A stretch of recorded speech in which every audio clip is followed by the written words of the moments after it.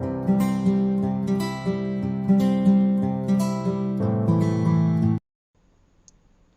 Friends, welcome back to my channel Deep classes, जिसमें हमारा आज का टॉपिक है बीपीएससी 101 की यूनिट 3, जिसका नाम है उदारवादी।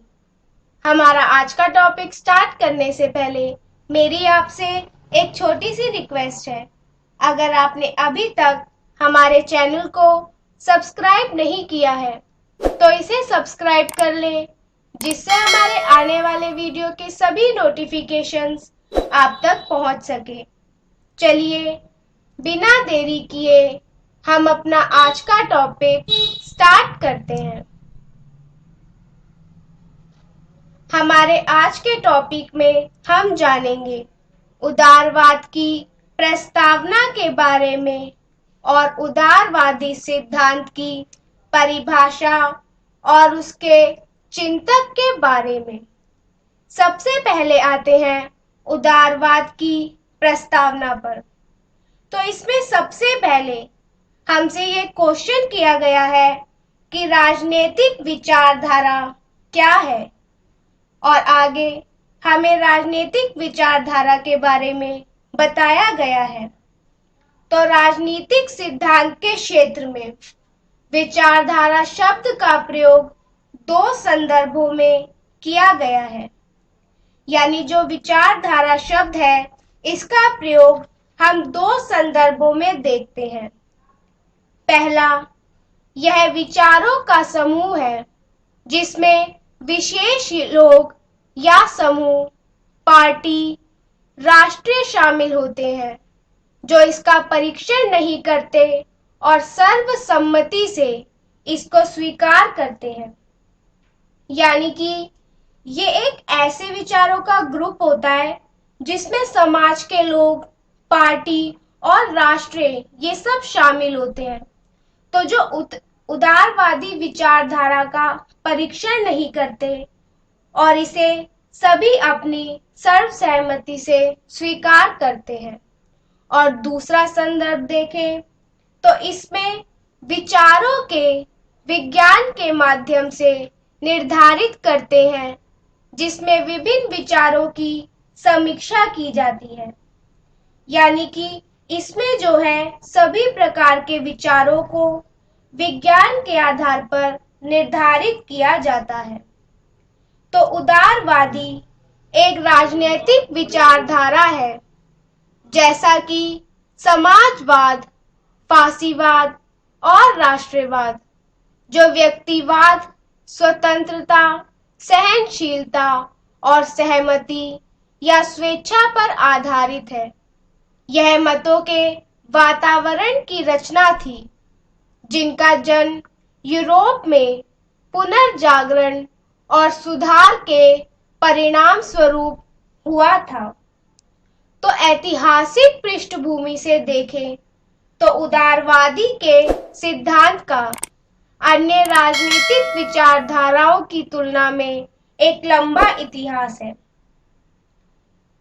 मगर अगर हम उदारवादी विचारधारा का इतिहास देखें तो यह जो है सबसे लंबा इतिहास है। तो अगर हम इसका इतिहास देखें तो हम उसमें देखते हैं कि उदारवादी ने विभिन्न राजनीतिक संघर्षों के नक्शों को अपने में समाहित किया है। जो मानव ने इसमें संघर्ष किया है, इसके जो स्रोत हैं वो पिछले 3000 वर्षों के इतिहास में मौजूद है। हालांकि कुछ लोगों का दावा है कि इसका इतिहास इससे भी अधिक प्राचीन है। यानी कि कुछ लोग कहते हैं कि इसका जो इतिहास है ये 3000 वर्षों से भी ज्यादा पुराना है। इसमें प्राचीन ग्रीक के इतिहास में साक्ष्य मौजूद है कि वहां पर सबसे पहले स्वशासन की चिंगारी आरंभ हुई थी और प्राचीन पीढ़ियों ने अपने संघर्षों में उदारवादी को प्रोत्साहित किया और उत्साहित भी किया था। हालांकि उदारवादी के दार्शनिक और राजनीतिक स्रोत थॉमस हॉब्बस और जॉन लॉक के सामाजिक संविदा सिद्धांत में प्रत्यक्ष रूप से देखे जा सकते हैं। आगे बढ़ते हैं और देखते हैं उदारवादी सिद्धांत की परिभाषा और चिंतक के बारे में। तो उदारवादी राजनीति का एक सिद्धांत है जो सबसे पहले लोक नीति निर्माण में व्यक्ति की स्वतंत्रता पर बल देता है। तो यहाँ पर हम ये समझ सकते हैं कि उदारवाद में जिन भी नीतियों का निर्माण किया जाता है वो जनता के हितों को ध्यान में रखकर किया जाता है। स्वतंत्रता इस अर्थ में अवरोधों से स्वतंत्रता दिलाना है, विशेषकर एक अधिनायकवादी राज्य के द्वारा लगाए गए प्रतिबंधों से मुक्ति दिलाना या उससे स्वतंत्र होना है। तो सबसे पहले देखते हैं कि अधिनायकवादी कौन होते हैं। तो जो अधिनायकवादी है ये वह होते हैं जो राज्य के अधिकारों को बनाता है। ये राज्य के द्वारा बनाए गए प्रतिबंधों से मुक्ति दिलाना या उससे स्वतंत्र कराने का कार्य करता है। तो वास्तव में यह विचारों का कोई निश्चित समूह नहीं है, बल्कि यह एक बौद्धिक आंदोलन है जो नई स्थितियों और चुनौतियों का सामना करने के लिए नए विचारों को समाहित करता है। यानी कि ये एक ऐसा आंदोलन है जिससे समाज में नई नई स्थितियां और चुनौतियां आती हैं। इसका सामना करने के लिए विचारों को समाहित करता है। तो बेरी के अनुसार उदारवादी स्पष्टीकरण और मूल्यांकन दोनों स्वीकार करता है और अपनाता है। यानी कि जो उदारवादी होते हैं वो स्पष्टीकरण भी करते हैं और मूल्यांकन भी करते हैं।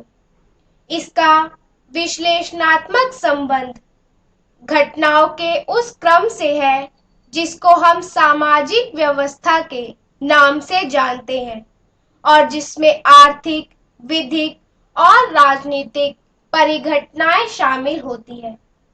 यानी इस तरह का जो विश्लेषण होता है वो हमें सामाजिक व्यवस्था में देखने को मिलता है। इसमें जो है वो राजनीतिक, आर्थिक, विधिक और परिघटनाएं शामिल होती है। तो इस पर जॉन लॉक कहते हैं कि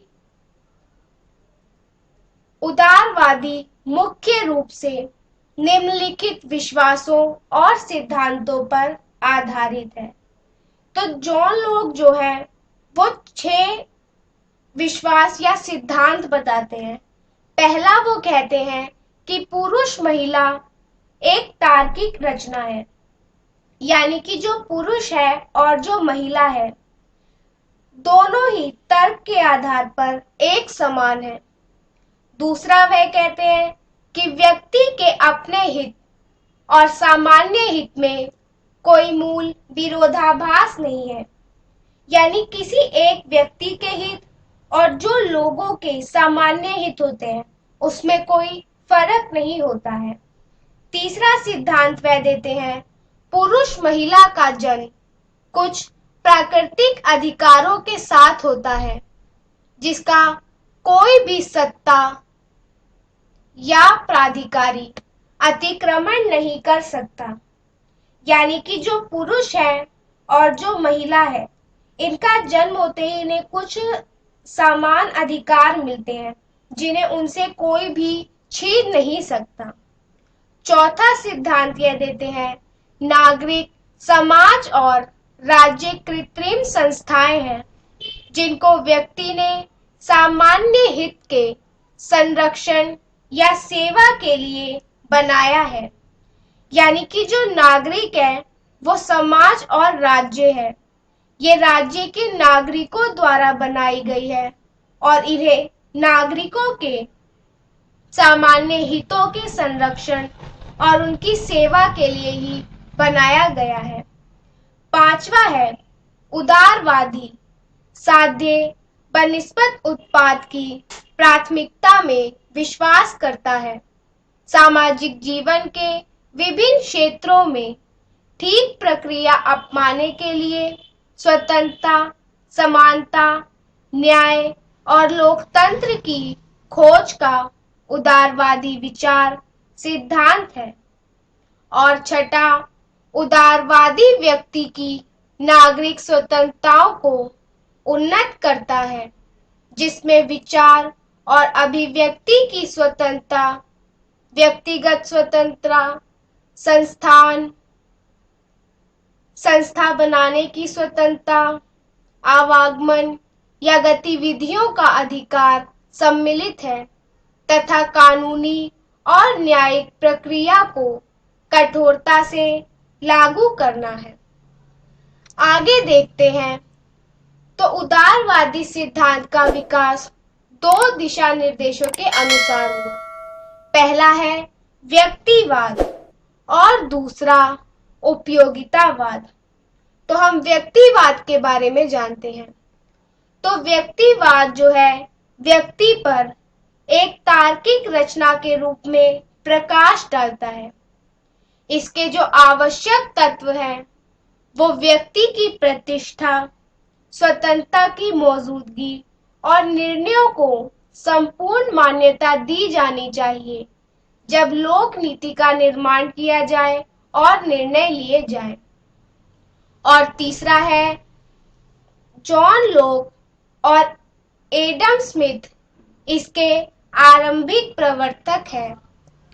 उपयोगितावाद की बात करें तो उपयोगितावाद का मानना है कि अधिकतम संख्या के लोगों के सुख व खुशियों का ध्यान रखना आवश्यक है और इसके अंतर्गत कुछ लोगों के हितों को बहुसंख्यक के हितों के लिए दरकिनार किया जा सकता है।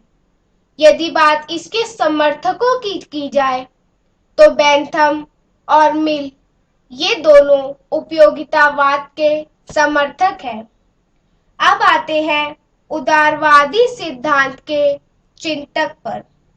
तो उदारवादी की प्रारंभिक व्याख्या करने वालों में जॉन लॉक, एडम स्मिथ और जेरेमी बेंथम शामिल हैं।